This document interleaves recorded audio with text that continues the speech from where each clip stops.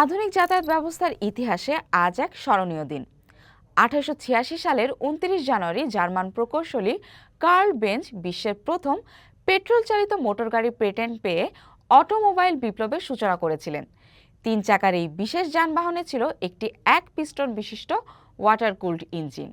1844 সালে জার্মানিতে জন্ম নেওয়া এই দূরদর্শী প্রকৌশলী 1883 সালে শিল্প কারখানার ইঞ্জিন তৈরির জন্য বেঞ্জ অ্যান্ড কোম্পানি প্রতিষ্ঠা করেছিলেন।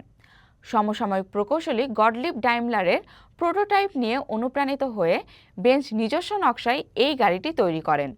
যদিও প্রাথমিক 3 চাকার নকশাটি পরবর্তীতে খুব একটা জনপ্রিয়তা পায়নি, তবে তার উদ্ভাবিত ইন্টারনাল কম্বাসন পিস্টন ইঞ্জিন আজও বিশ্বজুড়ে মোটরগাড়ির প্রধান চালিকা শক্তি হিসেবে টিকে আছে। 1886 সালের জুলাই মাসে বাণিজ্যিকভাবে এই গাড়ি বাজারজাত করার আগে বেঞ্জ মিউনিখের রাস্তায় এটি চালিয়েছিলেন।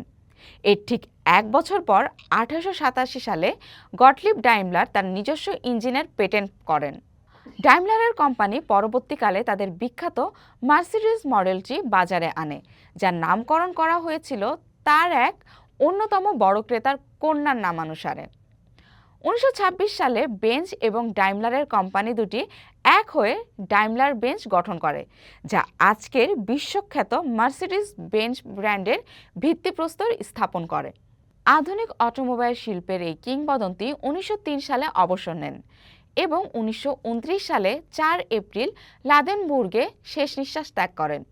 তার উদ্ভাবিত এই প্রযুক্তি ও ব্যবসায়িক সমন্বয় আজও বিশ্ব অটোমোবাইল শিল্পকে নেতৃত্ব দিচ্ছে।